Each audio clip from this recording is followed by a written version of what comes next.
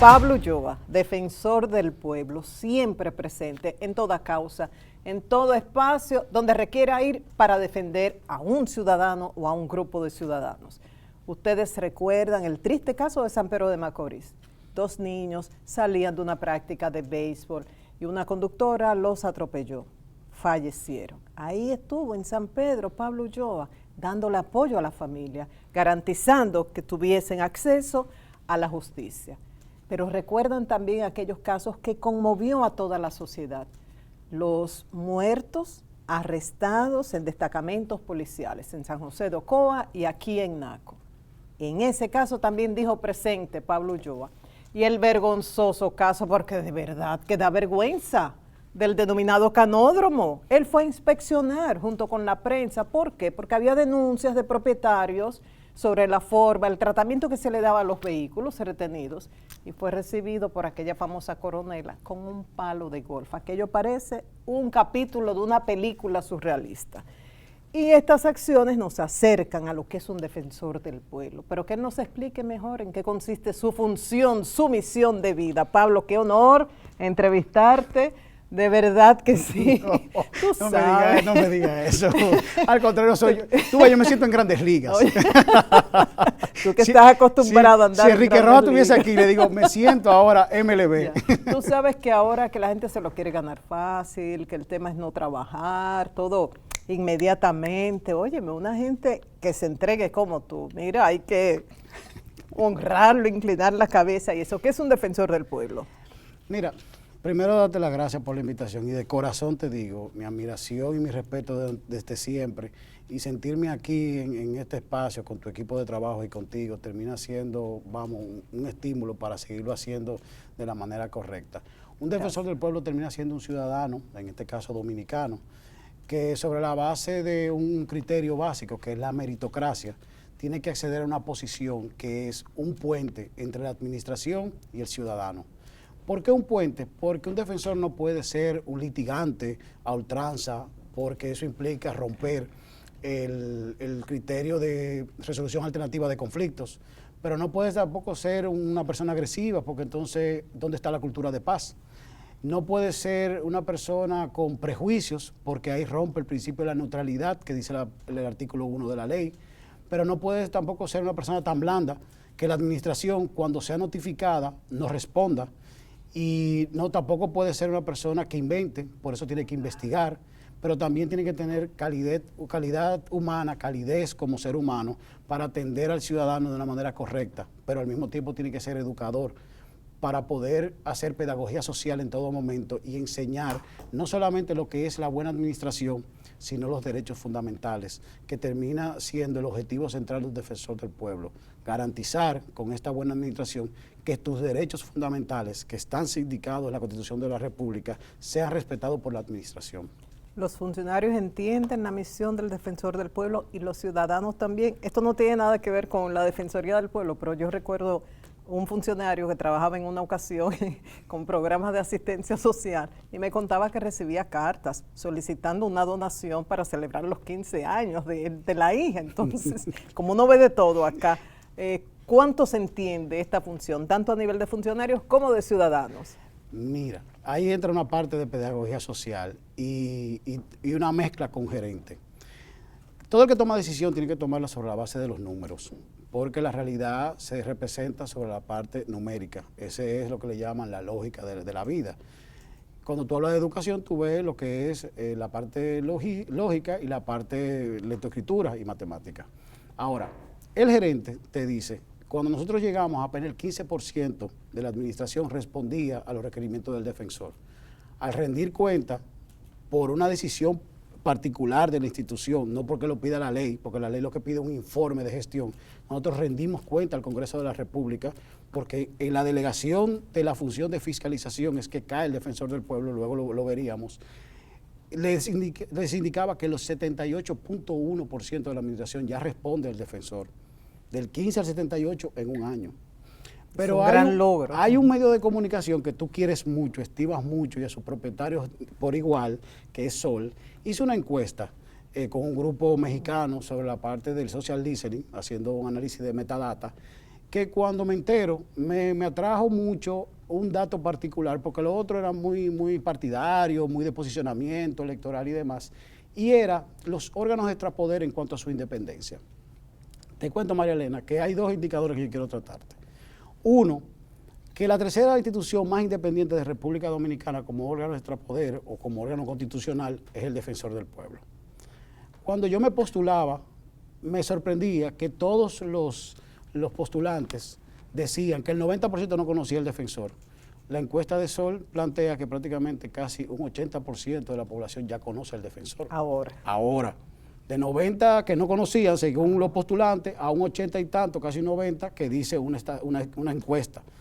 Pero ¿qué pasa? Adicional a la eficiencia interna en cuanto a la respuesta de la administración, en cuanto a la percepción de la información y a la percepción, hay uno que ese dato principio que te hablaba de la independencia, cuando se disgrega, solamente el Banco Central es más independiente que el Defensor del Pueblo, por apenas milésimas, 37.4 frente a 37.2.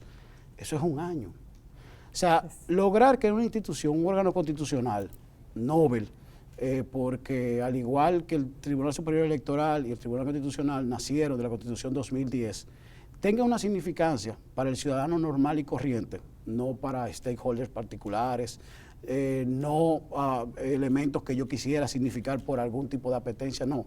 El ciudadano normal ya está identificando una institución que está para eso, para servir. Y ese enfoque ha sido parte de la característica de esta gestión, tratar de estar todo el tiempo. Y te pongo otro ejemplo. Nosotros construimos un data warehouse, que es una caja enorme de información, que fue construida por 10 pasantes de Litra y un dominicano, egresado del Politécnico de Milán en ciencia de datos. Esa caja nos permite a nosotros analizar prácticamente 10.000 comentarios por minuto, comentarios de redes sociales, y el tránsito de 500.000 informaciones en diferentes redes sociales. De ahí se desprende ese movimiento o ese trabajo de oficio que hace el defensor. Nosotros hemos aumentado un 76% los casos de oficio que nosotros tomamos. Fíjense que por eso nosotros estamos atentos a cualquier comentario que ustedes hacen en el programa o los programas, pero también en las redes sociales, pero también en los medios de comunicación tradicional, porque de eso se trata servir. No es sentarme estático para poder recibir lo que tú quieras decirme, no, es salir. Y por ejemplo, nosotros instalamos un CRM, que es una plataforma que convergen todas las redes sociales y la central telefónica la convertimos en un WhatsApp también. En esa pantalla, que trabajan unos 5 jóvenes, nosotros tenemos prácticamente una interacción en 6 meses de más de 10.000 dominicanos. Dios. El mejor año del Defensor del Pueblo llegaron 1.300 reclamaciones. O sea, fíjate cómo la tecnología de la información y de la comunicación aplicada a una administración pública moderna te significa accesibilidad, pero te reduce gasto de bolsillo. Pero lo mejor de todo es que te garantiza los derechos. Y de los casos atendidos, ¿alguno en especial que te ha generado mucha satisfacción y otro también frustración? Nosotros mencionamos varios casos al principio, pero también está el de Impostón, donde tuviste que someter a la justicia a un funcionario ya suspendido porque no entregó los papeles a tiempo. En un caso de unos desvinculados que argumentaban que no se les había dado sus prestaciones. ¿Qué caso te ha generado mucha satisfacción y también quizás inquietud por no? Sí, ese caso de Impostón fue prácticamente un surrealismo de Dalí, si lo fuese a ver así. Pero vamos a ver la parte positiva. Mira, hay un caso que por su dimensión en cuanto a lo que significa en términos de impacto económico, tiene que ser mencionado, que es un proceso de actualización, de indexación de las pensiones de 29.300 profesores, docentes de República Dominicana. ¿Y por qué yo lo quiero poner? Independientemente de que un impacto de 1.300 millones de pesos que está dando el defensor, que si tú lo significas con el presupuesto que tiene, bueno, pues ya con ese caso pagamos toda la nómina y todo el esfuerzo que se hace, pero ¿por qué lo significo? Porque existe una ley del 2007 y existían 3 resoluciones de INAVIMA, pero nunca se había aplicado. ¿Qué pasa? Que cuando nosotros vemos la realidad, porque los maestros van por varias situaciones, pero esa particularmente que la asumimos, nosotros iniciamos con un proceso de un amparo en cumplimiento. ¿Qué pasa? Que ahí entra entonces otra faceta, significa el litigio amparo de cumplimiento. El tipo, institucionalmente hablando, que asume una causa, entra a los tribunales sobre la base de que se pueda cumplir lo que dice la normativa. En este caso, la administración dijo que va a indexar en tanto por ciento los salarios de los maestros y no lo había hecho. La administración está mal. Pero ¿qué pasa? Ese mismo litigante luego pasa a ser mediador y con un ministro de Educación logra concretar un acuerdo entre los maestros pensionados y la sectorial de educación, en este caso representada por su ministro, para indexar, para indexar esa pensión. Okay. En vez de ir al tribunal y perder 2 años, 3 años, 4 años, hacerlo vamos a hacer un mediante proceso corto, okay. Un acuerdo que termina siendo más interesante. Y ahí vuelvo a otros casos, pero te pongo un ejemplo del por qué la mediación, en este caso del defensor del pueblo, es sumamente interesante. Cuando yo me postulé, me recuerdo de una sentencia del Constitucional que le llegó a la familia de una joven porque su madre estaba requiriendo que un medicamento del cáncer fuera reconocido por su prestadora de servicio. Ella ganó, pero ¿para qué le valió? Ella había muerto. Fueron 2 años. Te está hablando de una gente que su papá y su mamá murió de cáncer. O sea, yo era monaguillo en el oncológico 4 años. O sea, si de cáncer yo te puedo hablar muchísimas cosas porque es una enfermedad. Mi mamá era secretaria del oncológico, o sea, mi vida giró alrededor de la enfermedad del cáncer. O sea, este ejemplo que te estoy poniendo, un ejemplo que a mí me tocó en lo personal, porque me retrotraía a todas las situaciones que tuve que ver. Pero volviendo al rol del defensor, mira el caso, por ejemplo, de una situación privada y una situación colectiva. Privada en cuanto a mediación fue la situación del caso Muné, que tenía una implicación en San Francisco de Macorís muy fuerte, y todavía la va a mantener, pero hay un proceso de mediación del defensor del pueblo en un elemento privado a solicitud del Poder Ejecutivo. Pero el mismo Poder Ejecutivo solicita al defensor intervenir, participar, lo cual se agradece siempre por la confianza en el proceso del Colegio Médico Dominicano, con la paralización. Entonces, como eso te puedo poner otros ejemplos de mediación. Y frustrante un caso que no se haya podido... Pablo comienza a reírse, ¿no se estará recordando de la coronela o qué? No, porque la coronela tiene su curso natural. ¿Qué pasa? Yo soy garante de derecho. La policía que asuma su responsabilidad y el Ministerio Público y los jueces asuman, porque yo sigo. O sea, fíjate la ventaja de ser un ciudadano que asume sobre la base de la meritocracia. La independencia no viene dado por el hecho de que yo no tengo arraigo con nadie. Yo tengo muchas relaciones primarias, institucionales, profesionales. He construido de alguna manera u otra una persona, y la persona implica relaciones que van desde tu infancia en la Salle hasta el día de hoy. Ahora, la independencia te plantea que tú tienes que basarte en institución y en procedimiento. Esa es la organización y método que uno habla cuando enseña en universidades. Entonces, eso es lo que ha significado este proceso. La coronela tendrá su curso natural y el abogado que haga su proceso como tiene que hacerlo. Mientras tanto, el 14 de septiembre hay audiencia y ellos continuarán, como el defensor continuará en otros procesos, porque al fin y al cabo, quien salió con el palo de gol fue ella.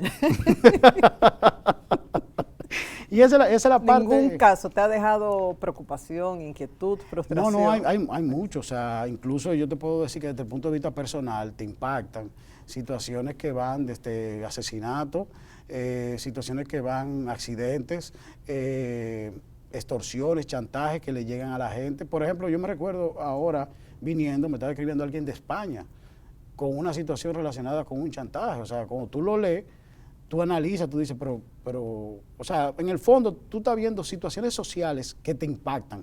No necesariamente tienes que tener el curso, porque algunas estaban judicializadas y entra el proceso de mediación, otras entran justamente con injusticia y tú entras a un proceso de defensa como tal.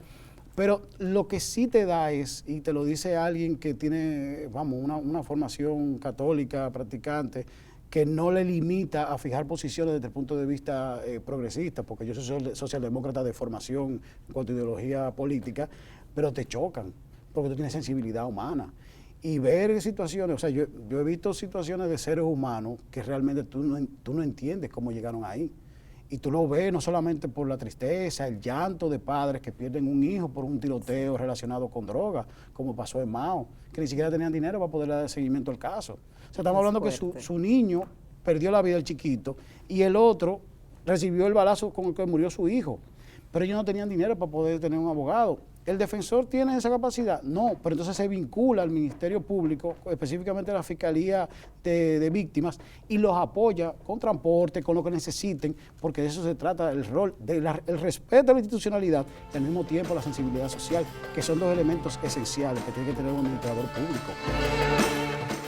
Porque yo vengo de una madre, mi mamá me crió sola. Entonces para mí la mujer tiene un respeto muy grande, y es tanto así que la nómina del defensor es paritaria, 50-50,